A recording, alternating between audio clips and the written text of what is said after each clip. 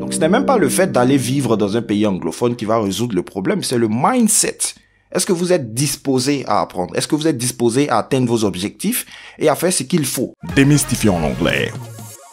N'arrêtez pas, n'arrêtez surtout pas. Keep going, keep pushing, keep striking hard, keep striving. Don't stop. C'est un mécanisme, un système qui porte ses fruits à travers le temps. Donc il faudra être patient, très patient et constant. Voici les deux éléments clés dans cette aventure. Il faudra avoir la motivation, le désir d'aller bien au-delà de vos paroles. Il faut décider de s'engager. Il faut s'impliquer dans cette démarche. Il ne faut pas confier la responsabilité majeure à une autre personne. Même lorsque vous vous faites former, il faut vous impliquer personnellement. Il faut avoir ce désir de toujours vouloir atteindre des objectifs plus grands, plus importants, de toujours vouloir aller plus loin. C'est temporaire.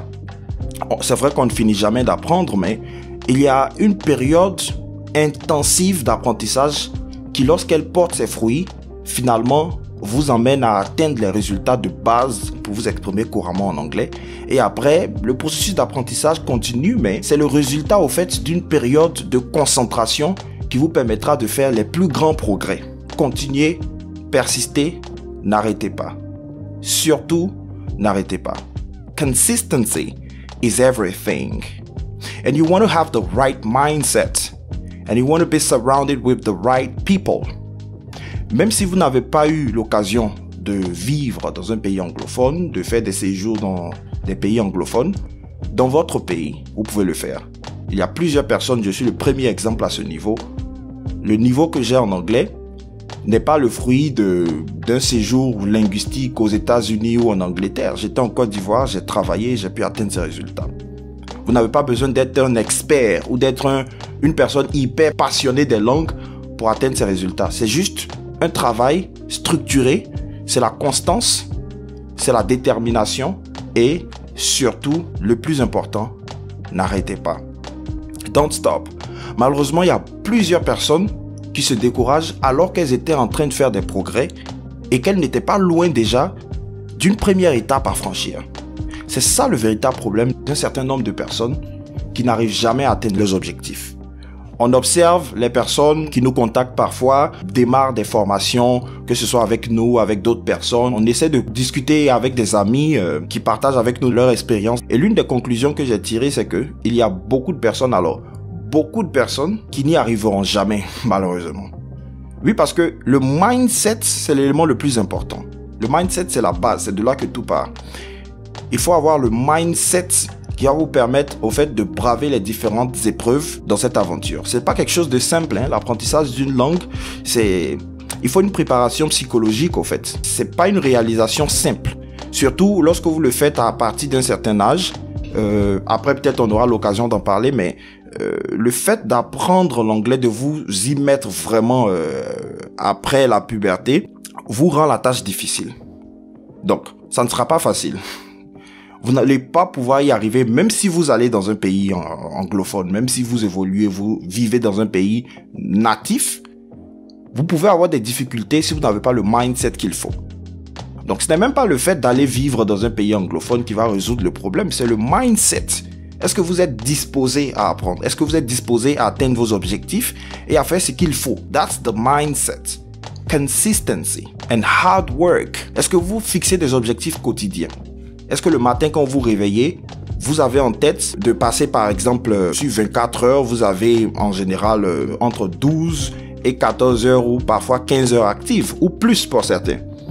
Est-ce que vous avez pour objectif, par exemple, de passer ne serait-ce que 1 heure d'écoute, 30 minutes de pratique à l'oral? Vous pouvez le faire avec des partenaires de conversation ou sans partenaires de conversation. Mais est-ce que vous avez ce désir-là de ne pas laisser passer 24 heures sans avoir eu à être en contact avec la langue et à apprendre quelque chose de nouveau? Alors, ce que vous faites, quand vous limitez juste à suivre des personnes qui en parlent, qui vous partagent des astuces, c'est très bien, mais il faut aussi passer à l'action. Il faut travailler de manière structurée, il faut établir un plan, il faut établir une routine d'apprentissage. Et ça, c'est très important. Si vous suivez une formation et que vous n'avez pas une routine de pratique, vous ne pourrez pas atteindre vos objectifs. Il faut avoir cette routine-là. Vous ne pouvez pas être en train d'apprendre une langue et puis perdre 24 heures sans au fait au moins fournir des efforts pour atteindre des objectifs.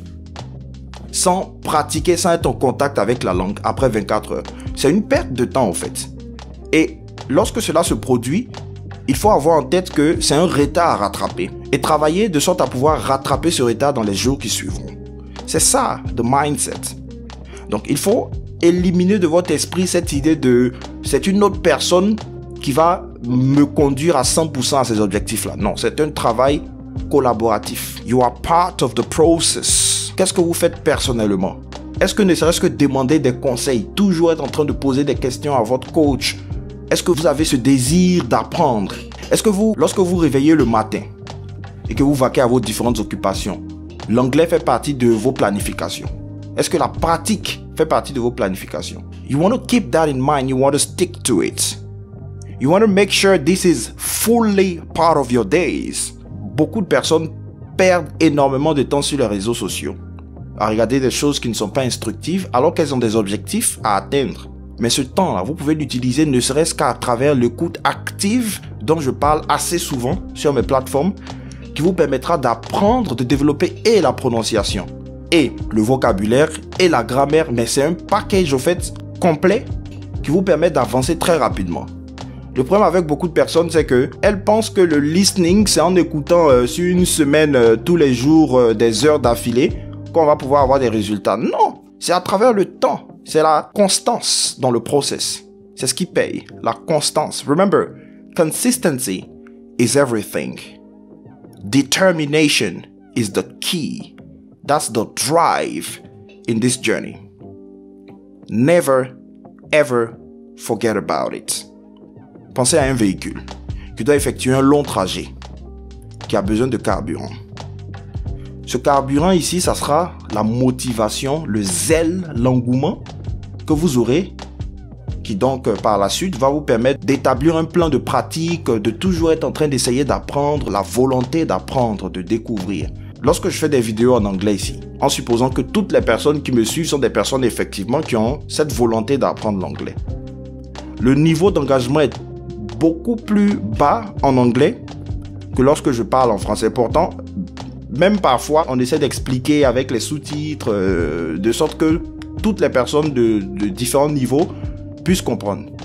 Mais il y a des personnes, dès qu'elles voient l'anglais, automatiquement, c'est trop difficile.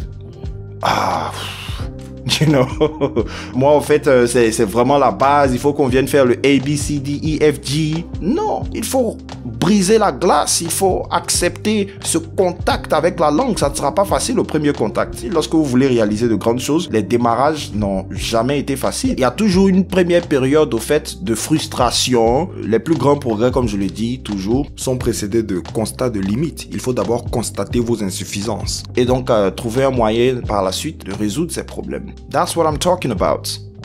Determination, consistency, well-structured work. That's the key. If you have it, you'll definitely make it. Soyez déterminé, constant, patient et structuré dans votre travail, dans cette aventure. Ne laissez pas passer 24 heures sans pratique, sans atteindre des objectifs quotidiens. Oui, effectivement, il faut se fixer des objectifs chaque jour pour pouvoir faire cette succession de progrès qui va vous conduire à la réussite. C'est ça la réussite, en fait. C'est le résultat d'une succession de progrès au quotidien. That's it. Démystifions l'anglais.